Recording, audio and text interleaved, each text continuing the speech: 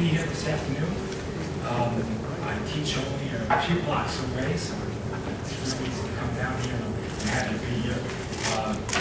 I titled this Reform Challenges and Opportunities. Unfortunately, it's mostly challenges.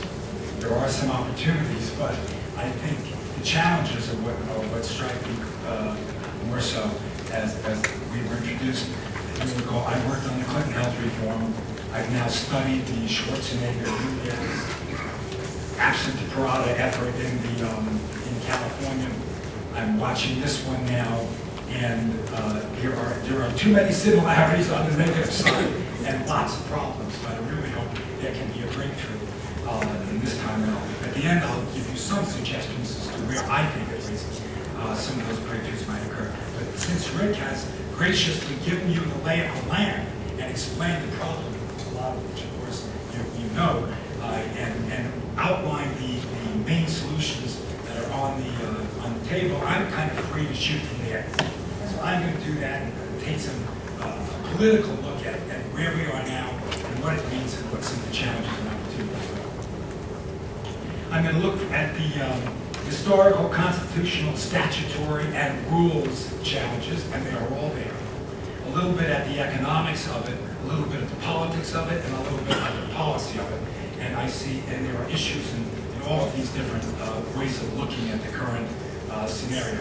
And a lot of this, again, based on the book pamphlet I see a lot of you have that I wrote on the California process. First, we're going to play a little game. Most of you won't be able to identify these numbers, nor should you be able to, but they're all relevant reform numbers. About 3 or 4 of them some of you should get. I'd sort of wide area. Anybody have an idea? Which numbers are important up here that you recognize as relevant?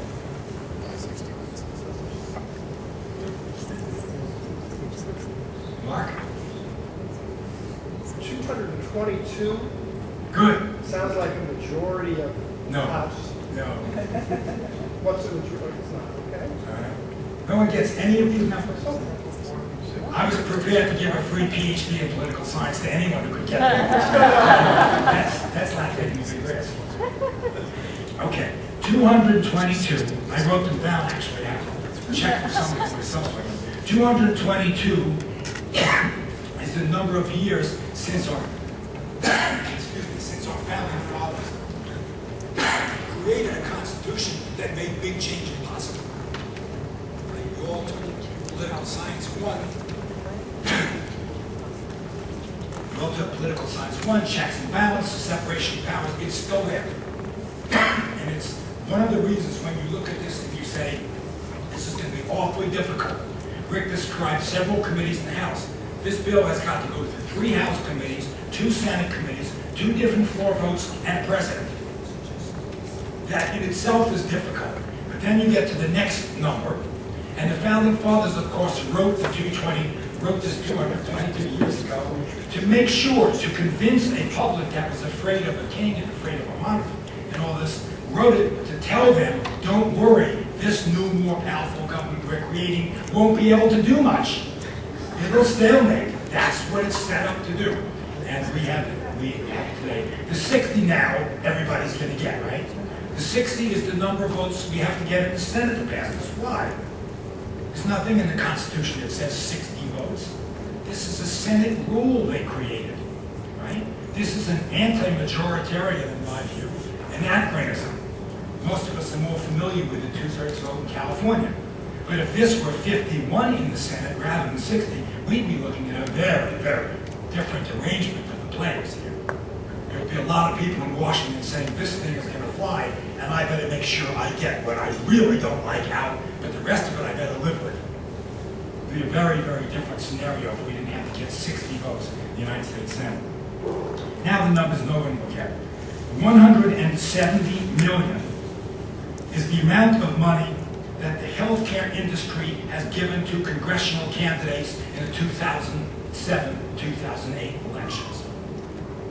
And I'll show you some slides in that suggest most of this money is not pro-Democratic.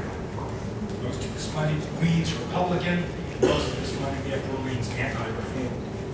The $1.5 million is the amount of money that one Senator, Max Baucus, got from these healthcare committees in '07 and '08. And lest you think that he was up against fierce opposition in his election, Max Baucus beat an 85-year-old man with 73% of the vote. So he wasn't getting this money because he was being challenged. He was getting this money because people wanted to be able to, at minimum, talk to the Senate. The $1.4 million is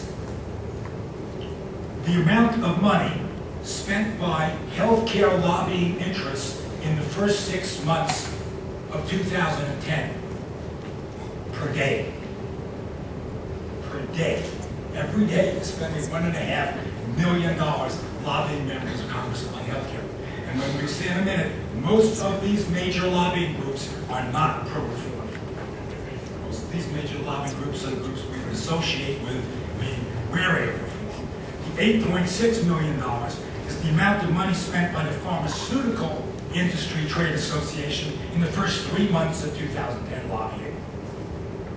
And the $12 million is what they spent in the first 6 months lobbying. This is pharma, not all the independent drug companies who are also spending their own money. This is just one trade association, $12 million. The several trillion dollars, most of you should get, is the money Obama and his congressional allies have already spent in the early months of his presidency trying to fix the economy, all of which, of course, is causing a problem now that he needs to spend some more money on healthcare, which makes this challenge a lot harder. And finally, the 400%, I'll get to in a minute, but the 400% Rick just mentioned is the amount of money we now have to subsidize people into because healthcare costs have gone up so fast for so long. We no longer talk about, well, we'll subsidize people over 200 or 250% of poverty. We're now subsidizing people at 400% of poverty. That's no small challenge in terms of the dollars. When you're subsidizing people who are making almost $90,000, and you have to do that, you begin to wonder who's paying for this and who's receiving from it. It makes real challenges. Here are the top lobbying industries in 2008 by rank. Right? Pharmaceuticals are number 1. Insurance is number 3, business associations number 4, hospitals and nursing homes number 10, health professionals 14, health services and HMOs number 20. So 6 organizations, hospitals actually not too negative on the reform side, 6 organizations that historically have leaned against reform, and we'll see in a minute, lean Republican politically, all part of the major organizations.